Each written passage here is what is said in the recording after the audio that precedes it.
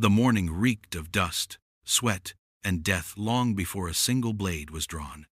10,000 gaunt, sunburned German crusaders, survivors of the 100,000 who had marched proudly out of Europe, now staggered across the blistering plains of Anatolia. Behind them lay starvation. Around them, Turkish riders circled like wolves. And ahead, blocking the only road to the Holy Land, rose the walls of Iconium, the heart of the Seljuk Sultanate. At their head rode a man who should have been long retired to legend, Frederick Barbarossa, the Redbeard, 68 years old and still carved from iron. While Richard the Lionheart and Philip Augustus sailed safely across the Mediterranean, Barbarossa plunged straight through the most hostile territory in the Middle East, land ruled by Sultan Kilij Arslan II, a commander whose mounted archers had humiliated Western armies for generations. No European force had crossed Anatolia intact in living memory. Most commanders saw only doom in the scorching wind and poison wells. But Barbarossa saw something else: patterns, cracks hidden beneath the Seljuk bravado. For decades, the Turks had used the same method: harass, burn supplies, bleed enemies dry, then deliver the final blow when exhaustion crushed all hope. It had worked so often they no longer imagined a different outcome. Their confidence had hardened into arrogance. Sultan Kilij Arslan believed he already knew how this story would end. He divided his forces without hesitation. Part of his army shadowed the Crusaders, tormenting them day and night. Another manned Iconium's walls. The largest portion his field army waited to annihilate what remained after the Germans beat themselves to pieces against the city. But Barbarossa had not survived 40 years of warfare by accepting the script others wrote for him. As he rode through the choking dust, he studied the Turks not with fear, but with cold, calculating interest. Their tactics were predictable. Their rhythm never changed. And in that rigid, outdated confidence, the old emperor detected the faintest scent of opportunity. This was no death march to him. This was the opening act of a trap, one that, if sprung at the perfect moment, would transform a starving, half-dead column into the hammer that would shatter the pride of Anatolia in a single, violent afternoon. Iconium did not rise from the horizon like a city. It loomed like a sentence. A triple-walled monster of stone and fire, its battlements clawed at the blazing Anatolian sky. 30 feet high, 10 feet thick, studded with towers, gates, and reserves of Greek fire, the same hellish substance that could burn even on water. Behind those walls stood 5,000 defenders who believed they were untouchable. To the Seljuks, Iconium was the iron heart of their empire. To the Crusaders, it was the only passage to salvation or total annihilation. And yet, as Barbarossa's army limped toward it, misery clung to every man like a second skin. The Turks had poisoned wells, burned orchards, and torched every granary for miles. Water was rationed by the mouthful. Horses collapsed where they stood, ribs showing through skin, their corpses swarmed by flies. Turkish raiders struck at night like ghosts dashing into the camp, slashing tents, cutting throats, then vanishing before dawn. The Duke of Swabia begged his father to turn back. Bishops knelt in the dirt, praying for a sign, a miracle, anything. Men whispered of abandoning the crusade entirely, fleeing back toward the coast before they all died in the dust. But Barbarossa marched on. His eyes, sharp even at 68, watched the Turks more closely than they watched him. He saw arrogance in every hit-and-run raid, complacency in every poisoned well. The Seljuks were certain the Crusaders were already defeated, certain the march itself would finish the old emperor without them ever needing to risk a decisive fight. But that confidence was exactly what Barbarossa had been waiting for. A predictable enemy was a doomed enemy. As they drew closer, the sheer scale of Iconium's defenses became clear. Its triple walls stood like 3 jaws, waiting to snap shut around any fool daring to approach. Smoke drifted above the city signals. Warnings, preparations. Turkish commanders gathered atop towers, confident that the weary Germans would throw themselves hopelessly at the gates. just like every defeated Western army before them. Yet Barbarossa had no intention of throwing anything. He studied the walls, the terrain, the patrol routes. Every insult the Turks hurled, every arrow they loosed from afar, reinforced the same truth. They believed the Crusaders were too weak, too broken, too near death to strike a real blow. And in that fatal miscalculation, Barbarossa found the crack he needed. A crack large enough to break an empire. By mid-May, the horizon itself seemed to tremble under the weight of the army marching toward the Crusaders. Dust clouds rose like storms as 40,000 Seljuk warriors advanced 20,000 elite mounted archers, 15,000 infantry hardened by desert war, and 5,000 Turkmen raiders hungry for plunder. It was the kind of force that did not fight battles. It delivered extinctions.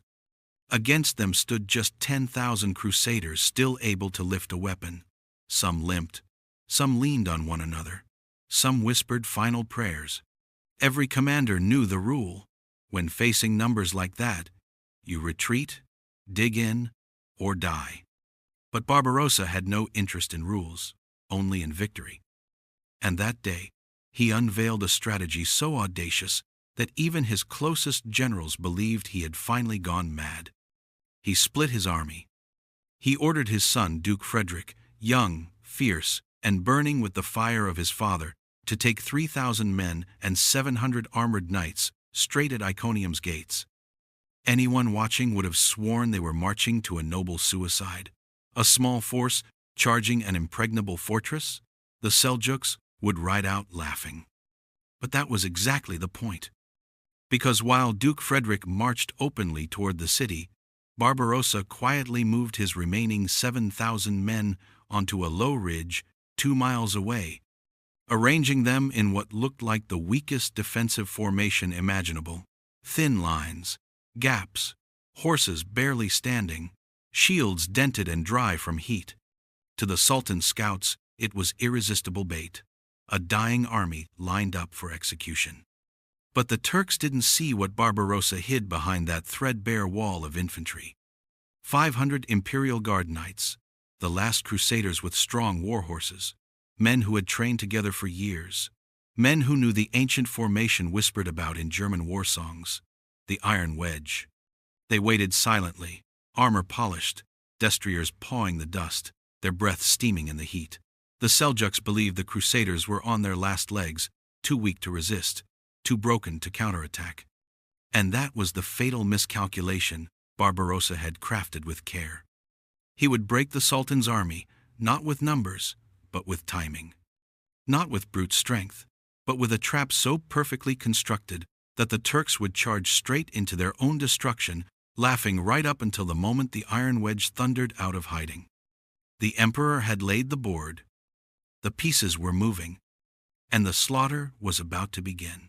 Dawn on May 18 broke like a blade across the horizon, sharp, blinding, merciless. As the first rays cut through the haze, Duke Frederick led his 3,000 men straight toward the triple walls of Iconium. No tricks, no concealment. Just a bold, reckless advance that looked like pure insanity to anyone watching from the battlements. And indeed, the garrison commander atop those walls felt insulted.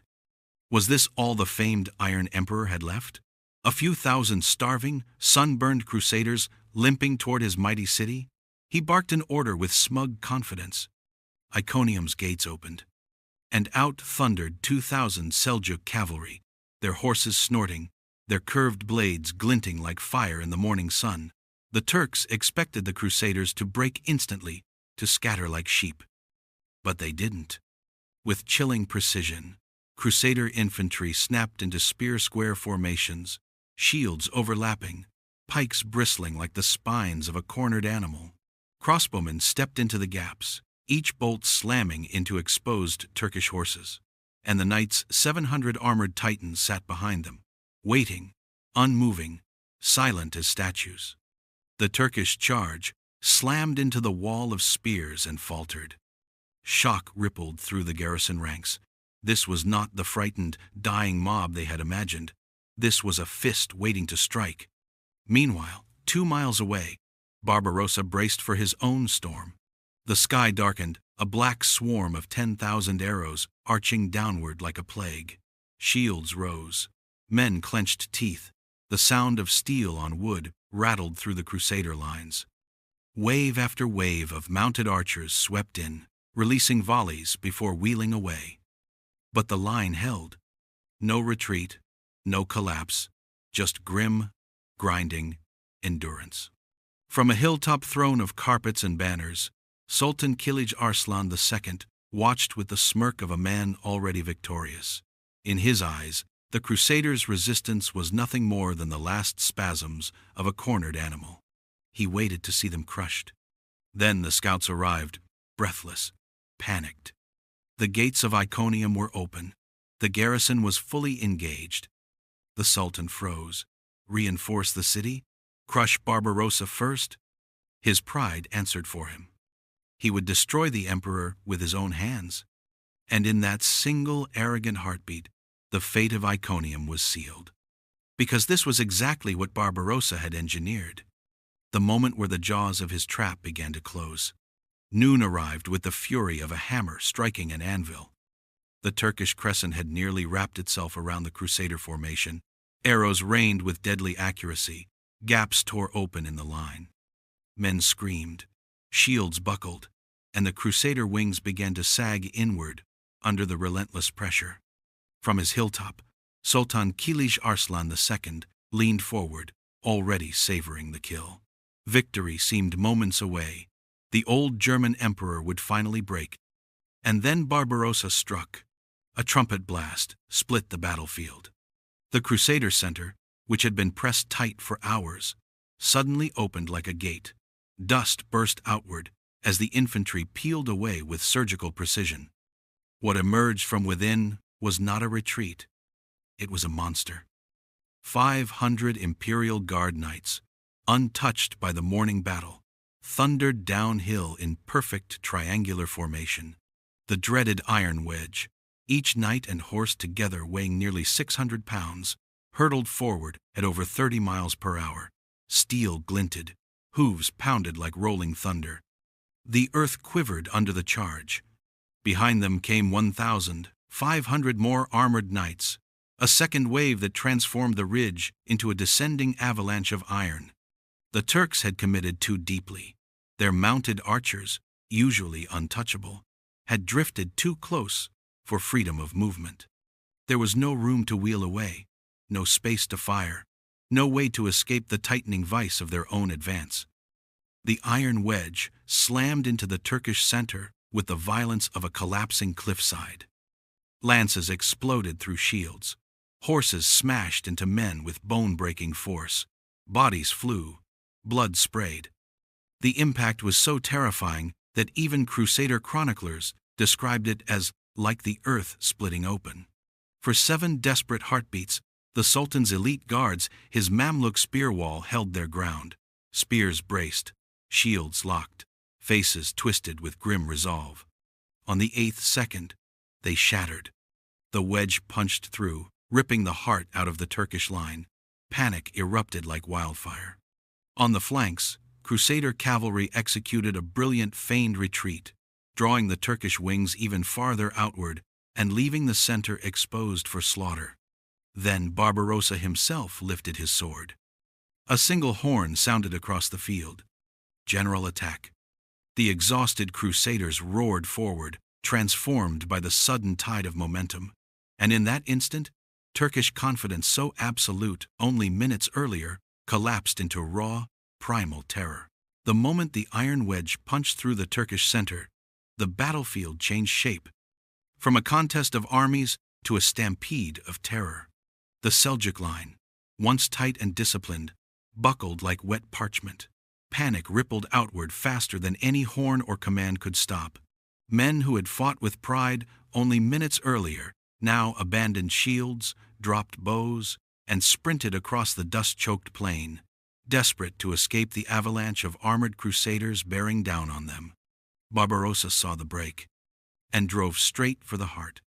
He spurred his warhorse toward the Sultan's great green Quranic banner, the symbol that anchored the entire army. His personal guard formed around him like a ring of steel, cutting down anyone foolish enough to stand in their path. Dust rose in golden clouds behind them, as lances lowered and hooves thundered. The banner's defenders fought like cornered lions, but they were hammered aside. A Crusader destrier crashed through the standard-bearer. The banner fell flattened under iron-shod hooves. In that instant, something broke inside the Turkish host. A scream spread across the battlefield like a sickness. Allah has abandoned us. Men flung themselves toward the horizon. Others simply collapsed, covering their heads as Crusader blades descended. Even seasoned veterans dropped their weapons, their courage shattered. From his ridge, Sultan Kilij Arslan II watched the nightmare unfold. His elite guards slain, his banner crushed, his army dissolving into chaos, and the Iron Emperor charging through the wreckage like vengeance made flesh. The Sultan turned his horse and fled east, abandoning his men to their fate.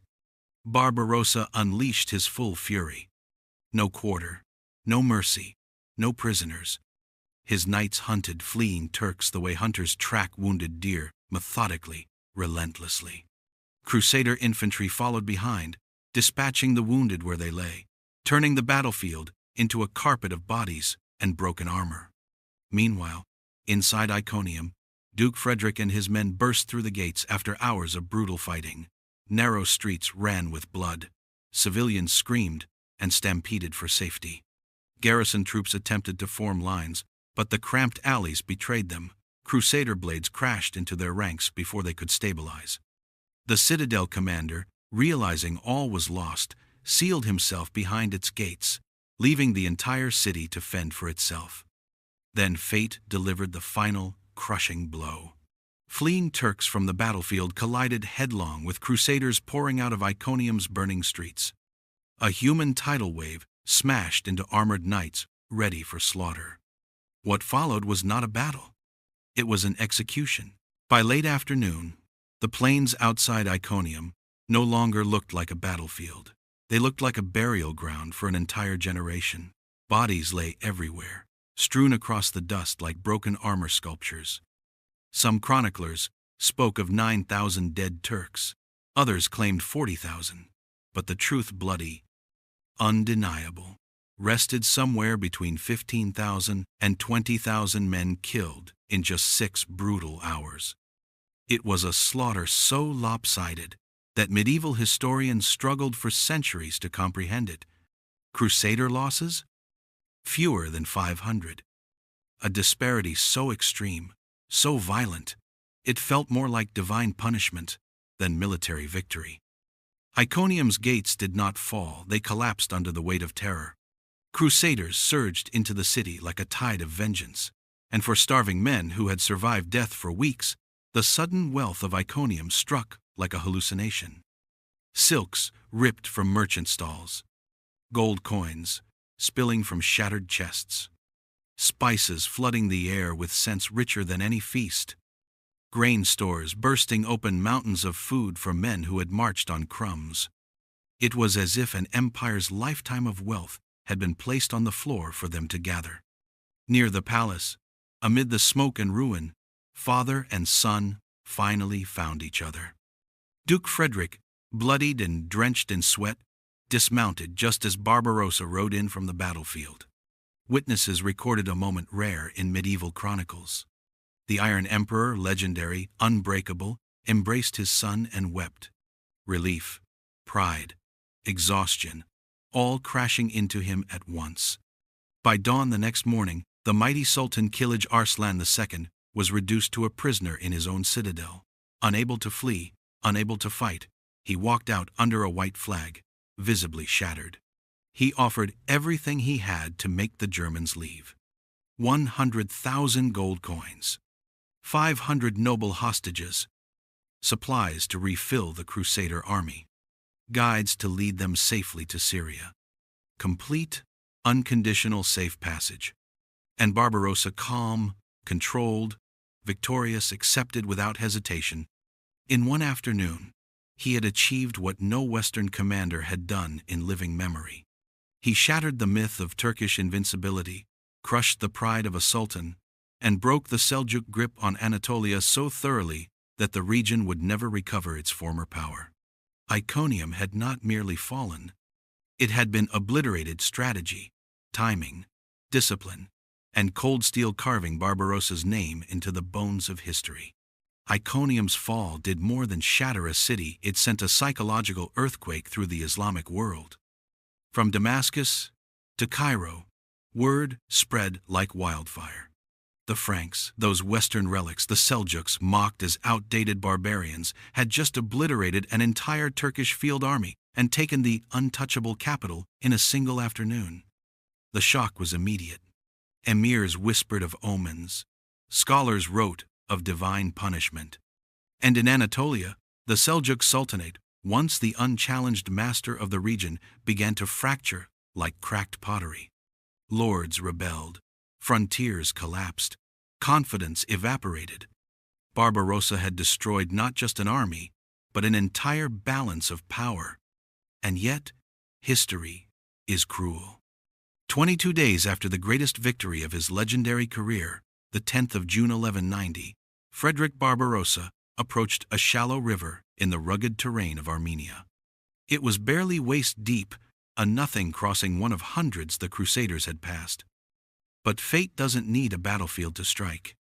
Accounts differ. Some say his horse slipped. Others claim he attempted to swim to cool himself in the brutal heat. But all chronicles agree on one point. The weight of his armor dragged him down. The Iron Emperor, who had survived 40 years of wars, rebellions, sieges, and assassination attempts, drowned in a river so shallow a child could wade across. The shock to the Crusader army was immediate and catastrophic. Men who had marched through hell for him collapsed in grief. Commanders panicked. Disputes erupted. Within days, the mighty German host, once unstoppable under its red-bearded titan, crumbled into factions. Some knights turned back for home. Others wandered aimlessly toward Antioch.